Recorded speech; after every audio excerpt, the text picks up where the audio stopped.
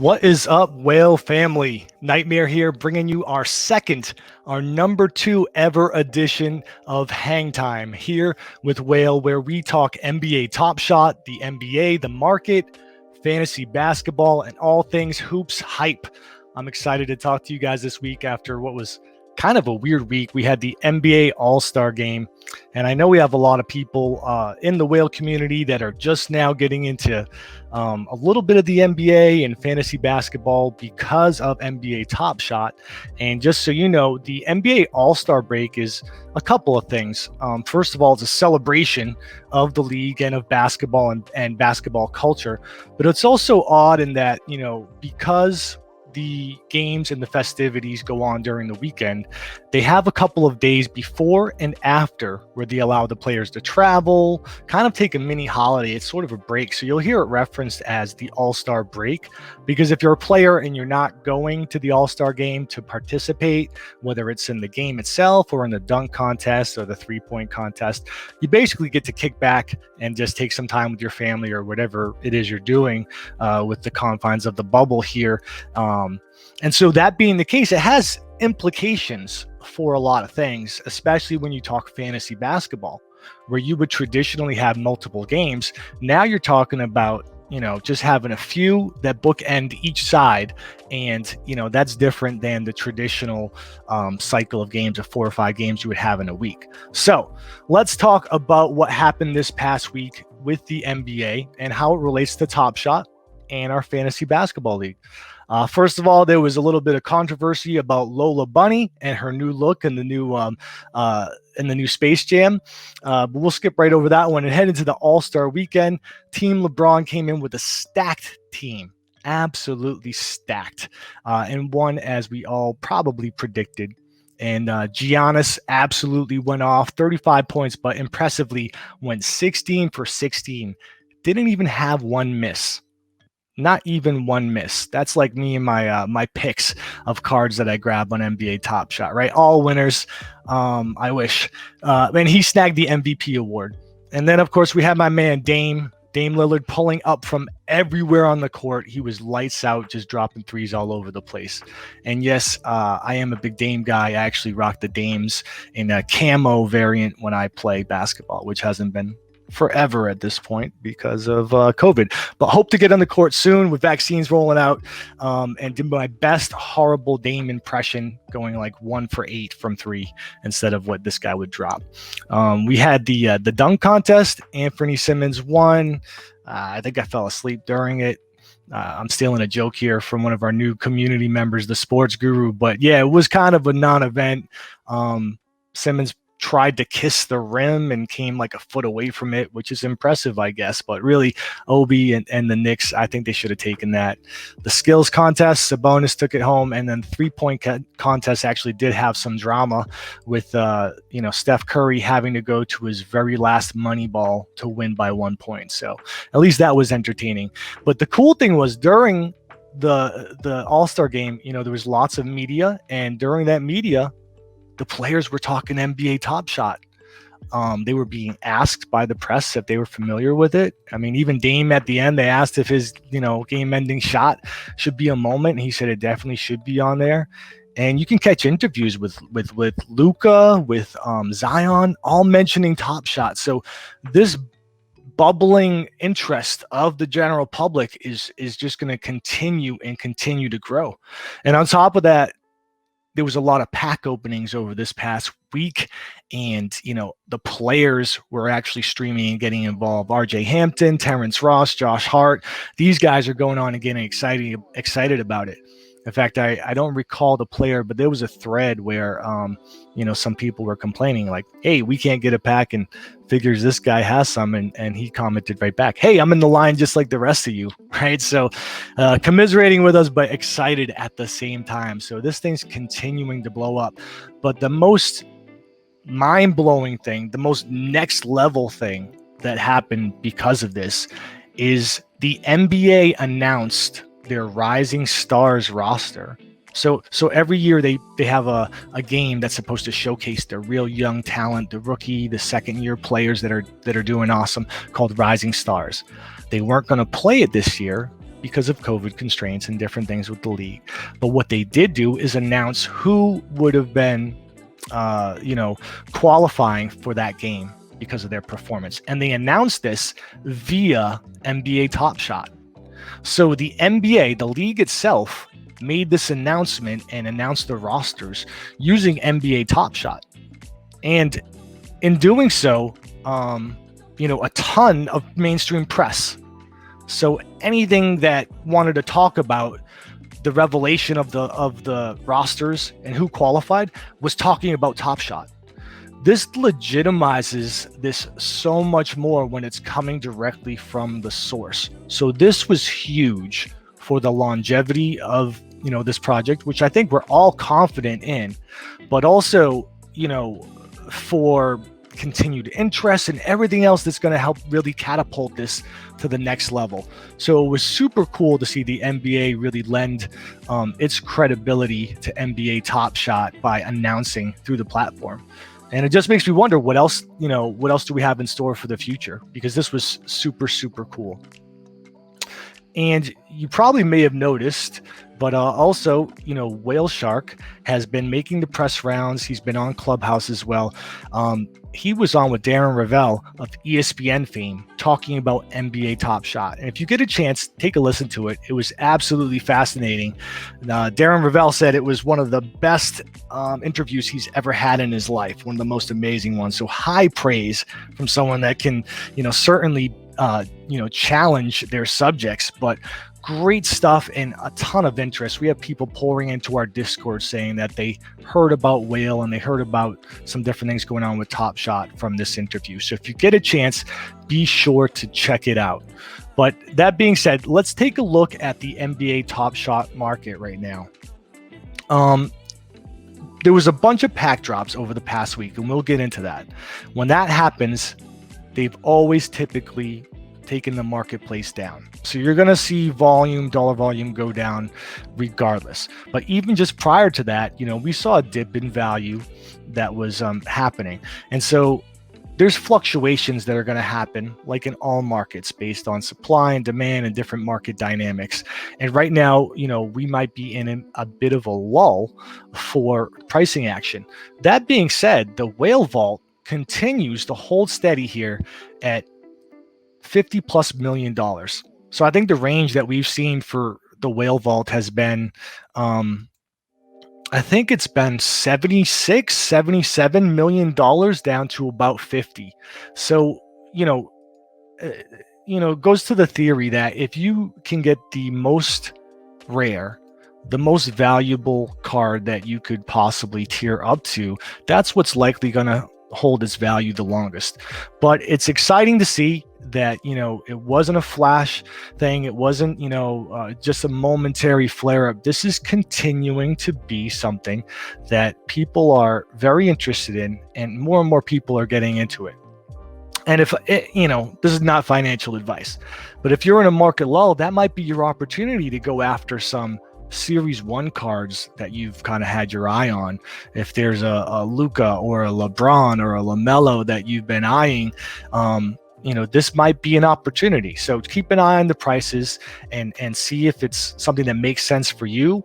But certainly when you're in these market lulls, that's when you can target something like that. So this past week, we saw a couple of different things happen. We had a couple of drops.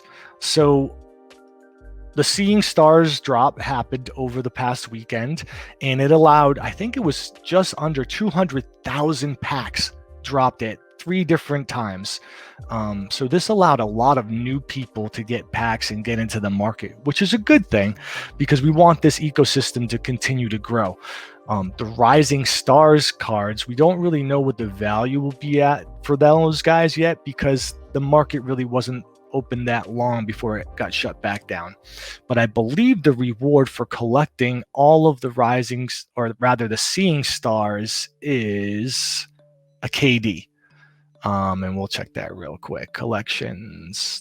Sorry. We want to go to challenges.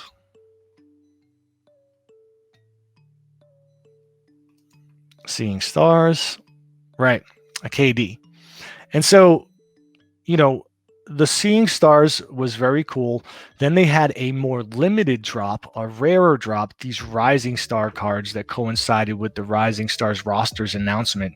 And these cards, these moments, I keep referencing them as cards, these moments were released in, I believe, 32,000 packs, 33,000 packs. So the odds of grabbing these were slim. Based on the user base and queue numbers we've been given in the past, I think it's been roughly 200,000 and up. So, assuming there may be some growth here, I think people have maybe a 10% shot to land a spot in the queue that would allow them to grab this pack. And shout out to Wag Nation from our community, who not only grabbed his first pack, a Rising Star, but also pulled a LaMelo and a Quickly out of it. So huge shout out to Wag Nation. I think he placed also in this past week in the Swish League. So like double win. Awesome week for you. Super stoked. But yes, the Rising Stars pack drop and the marketplace had to go down. Because I think there was a qualifier also for this. Yes, there was. You needed to already own a moment to be able to be in queue and qualify to purchase this pack. So this is something I don't think we've seen before, and there was some people that had some issue with it because they had been trying for some time to get into the ecosystem and grab a pack already, but they're just doing their due diligence with different methodologies to try to find something that's fair and try to really reduce the amount of pure resellers trying to game the system and bots. And, I know a lot of people take issue with the queue system. People have gone 0 for 4, 0 for 5, or whatever it is. But personally, and this is just my opinion, I would rather take the L on getting a pack, knowing that it was just bad random number generation on my part than, people able to bot the front of a queue and then I can't get in. So I can stomach that I didn't get in on this pack. I did land one of the Seeing Stars packs and was able to pull a Giannis Seeing Star, which was pretty cool. So I can't say I totally, was lacking any luck this weekend. I was able to get in on the first one, and hopefully, on the next rare pack drop, I will be able to jump in there as well. I think we have, and I don't have confirmation, but I believe Cool Cats is coming. So that might be the next opportunity to get something outside of the standard packs. And speaking of the standard packs, I believe they said that in an email this morning that they will be delivered next weekend. And I'm talking about the pre-orders that people were able to do. So I was able to snag a pre-order, and so I'm sure everyone else as well that's waiting for it and eagerly anticipating, you'll be able to open those up next weekend. So that being said, there's going to be a lot of new cards that are going to be introduced into the ecosystem. So I would expect the pacing to slow down a little bit on the drops, only that they've opened it up for so much so quickly. And I think, I would think that they want to do their due diligence and see how the market equilibrium kind of settles out and balances, because a big part of the valuation of these cards is the circulating supply, and we've introduced a lot of new supply. So let's see how the market responds. And they've also changed the circulation and edition tiers here, and so this announcement came out a few days ago. New ranges for what's considered common, rare, and legendary. And there's some nuance to it, with some exceptions really when it comes to rookies and things of that nature. But essentially, what we would have considered to be a low circulating supply or a high circulating supply, that's going to scale as they get more users into the system. Right now we may think something 20,000 common cards is very high circulation, but when you're talking about potentially having 1 million users at some point, 2 million users, then that's a minute chance of scoring those cards. So they're scaling this up progressively, and they're saying that expect continued iterations of it, which means anything you have in these early series are going to be pretty rare, especially the ones that they've already capped off. Some of the common cards have now become limited editions because they just stopped minting them. So just a little thing to take note because it definitely plays a role in the card valuation. And then with regards to the marketplace being halted, I know there's some talk of a conspiracy theory that, you know, it's like Arthur at BitMEX when Bitcoin was plummeting and he pulled the plug. I highly doubt that has anything to do with what they're doing with the market. We are in beta with Top Shot still, right? So, what they're trying to do is make sure that their system works. And with so many users overloading it during pack drops, it looks like they have to really pool their resources to make sure that the drop system and the delivery of the packs and the moments works correctly. So, that's definitely the focus there, and I wouldn't be so concerned about conspiracy and things of that nature. But in other news, I have buddies that have been longtime collectors, and they are dying to get on the platform. And every time there's press, they can't get on. So like this past weekend, All-Star Game, packs dropping, all this hype, signups was shut down. So today, actually, signups were reactivated. So I actually texted a bunch of friends, hit them up on Facebook and let them know, if you still want to get in, like now's a good time. Set up your Dapper account so when the next drop happens, you'll be good to go. And then one other thing I thought was really interesting is this tweet right here. So, the founder of Top Shot and Dapper Labs here, one of the founders, really, giving some credibility to the concept that there could be a burn mechanism in Top Shot, or at least exploring it. And I've heard different people talk about this because it's something that exists in, a lot of other NFT-based collectibles where you could combine cards, moments, whatever you want to call it, combine things, reduce the circulating supply, and then what you have is a enhanced version, whether it's powered up or whether it's odds to get a higher rarity and things of that nature. So if they put this gamification in play, that could have significant ramifications for value. You think it would be a value driver by being a deflationary mechanism. I'm not so sure about skipping a spot in line in the queue, because as someone put in the comments here, they'd be pretty pissed off if all of a sudden you're right about to get your pack and a bunch of people that just have cards to spare just run up ahead of you, right? So I'm sure they're exploring different opportunities to do it. But coming from the people that made CryptoKitties, I wouldn't be surprised to see some type of burn component come into play, especially in that they're working on a game app, right, that would use the moments. So something to keep our eye on. I don't think it would be a negative as far as value goes. So I don't think it's a concern in that regard. I think it would be a net positive, but we'll see how that plays out if anything happens. And then, one other thing I just keep talking to my buddies about that I'm super excited about is a possible, all the possibilities with the legacy players coming on board. So, we know what the values are and where they're kind of setting.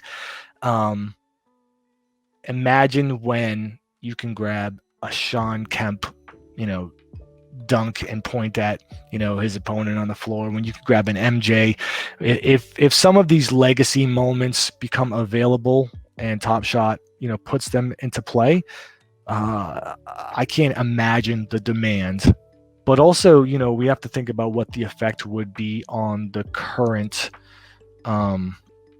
market, because things that are top tier value now may be slightly different juxtaposed with some of those run it back moments if they kept that same kind of hierarchy. So we'll see what happens there.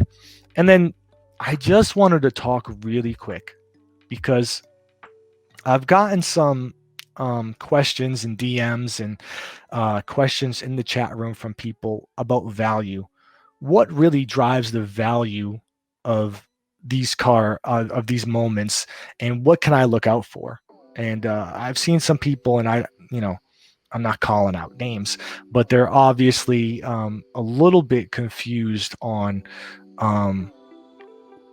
what should I optimize? What should I keep? What should I try to let go of? What should I look for when I'm opening a pack, or even if I'm hitting the marketplace? So this is a very simplistic primer on value.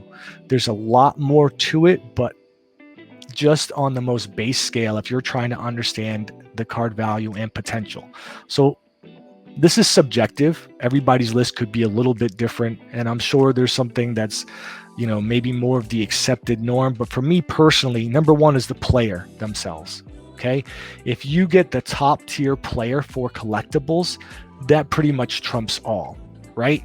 If you get a LeBron James, a Luka Doncic, if you get a LaMelo Ball, right, the highest potential rookie, if you get some of these cards, you have probably the premier value. And there's other ones that are up there as well. Steph Curry, right? James Harden. I mentioned LaMelo. If you have a rookie, that has tremendous inherent value because of the potential.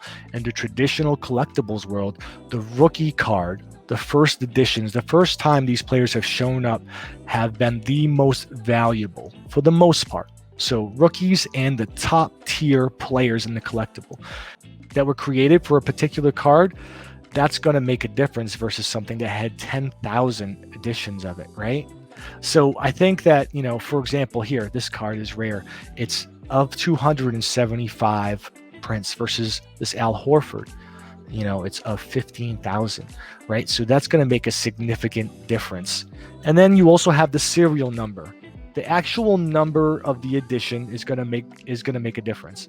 If it's a low serial number, the lower the better. Obviously, the within the first 10 digits, first 100, depending on the circulation, matter. But then also you have special significance numbers, right? If it's the player's jersey number, that's the same as the edition, then that matters. If it's the number 69 or 420 or 100 or 1000, there's people that will want those specific serial numbers. So take notice of the serial numbers that you get. And then, the moment is itself. Is it cool, right? If you look at the moment, is it like a guy making a layup and falling down and it seems to be, not anything but run of the mill? Or is it really, jaw dropping, like LeBron's no look three? Things like that matter. And then lastly, I would tell you is pay attention to these challenges. Because when there's a challenge going on, you're going to notice that people are trying to buy up the cards to complete the challenge, right? And in doing so, the value's kind of driven up. And after the challenge completes, sometimes those values fall back down. Now, on the flip side, sometimes you'll notice that, the value could fluctuate. As soon as the cards are available, it goes high. In the middle of the period, it goes down. Near the tail end, right before it's going to expire, it jumps back up.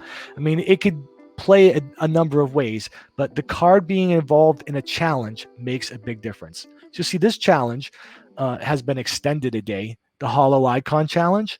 And so people that don't have these would be trying to snatch them up. Now, these are super expensive. So for these in particular, it may be a little bit different. But if you're going to be making a play on, say, the new Rising Stars cards or even the Seeing Stars cards, pay attention to the challenge timing, right? So here we have 20 days, 21 days, and watch how that value responds to the time left in the challenge and things of that nature. So real quick primer. Player, is he a rookie? What's the rarity tier? What kind of variant is it? What's the circulating supply? Are there a ton of cards? Are there only a few? Is your serial number low? Is it significant? Is the moment itself cool? And is it involved in a challenge? The challenges are big. The challenges are definitely big. And so with that, let's take a look at our Swish League over the past week. So congrats to Navigai for nabbing first place here.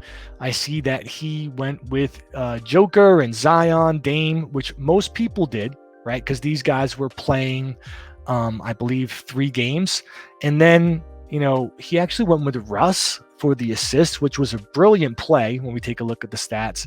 And Rudy, who's a defensive kind of mainstay here, right? There's not a ton of cards that are really good cards for these block and steals, let alone cards that you'd want to invest the money in.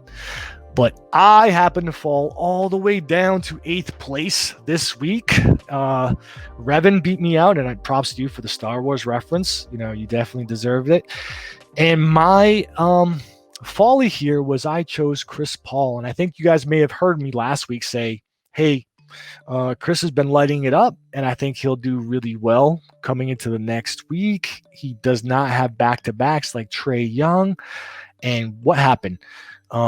He had an okay game. I think he had 10 assists in his first game. And in his second game, ended up a blowout. And we're heading into the All-Star game. So they sat a lot of people. And he just only played I think 22 minutes for the whole game. So that strategy did not work out. I'll chalk it up to it being a weird week with the All-Star game. But that's just some of the nuanced stuff that can happen when you play fantasy basketball, right? I kind of hedged my bet on Chris Paul doing better than Trae Young, and I think in the end they were pretty close. It would have netted me maybe, I think, 10 more points if I had picked Trae Young, which would have put me in somewhere around 6th place. So wouldn't have won for me. But Russell Westbrook was a brilliant pick. Take a look at what he was able to do over the past couple of games. Russ averaged 13 assists per game, and he played both games, so 2 games. So dropping points definitely ran it up there, and it was not someone that I saw, but nor did I have the card, quite honestly. So sometimes you have to make a value judgment. Is it worth it for you to invest in a player at the cost it would be just to handle that particular week, especially if it's an off week? Like heading into this next week, we only have, let's take a look here. Here's the week that we have coming up. And you guys have already set your lineups, but you're looking at most of the teams only having 1 game. We got 1, 2, 3, 4, 5, 6, 7, 8, 9, 10 teams having 2 games. So really kind of slim pickings on who you'd roll out there. I did my best with what I could with what's currently in my portfolio, but I wasn't willing to spend whatever it was going to be to acquire players from these other teams to fill the roles, like my defensive position, or I think my 3-point position. I instead went with someone I have that average is very high and would only be playing 1 game, but I would rather take that than make the investment, because it's only for 1 week, right? After this, we return to a more regular schedule. So sometimes you got to make those kind of value judgments in fantasy and just go with what you're comfortable with. But yeah, shout out to all the winners from the past week. I see Tretch. I see you again showing up in here. Props to you. Wag Nation, we talked about you getting the insane pull on the Rising Stars pack, and then also landing on here. Wag Nation is right here. Loki Green Eyes. So it'll be interesting to see what comes out of this next week with just 1 or 2 games, but really I'm not going to take too much from it. It's a short week. I'll take the L most likely and then get back to it with more analysis driven stuff that can really drive the following weeks when we have a regular schedule. But in the interim, here's what I'm rolling out for a lineup. Went with Joker and Luka here, both of them playing 2 games, going with Luka for the assist slot, and then Dame for the 3-pointer. I think, let me take a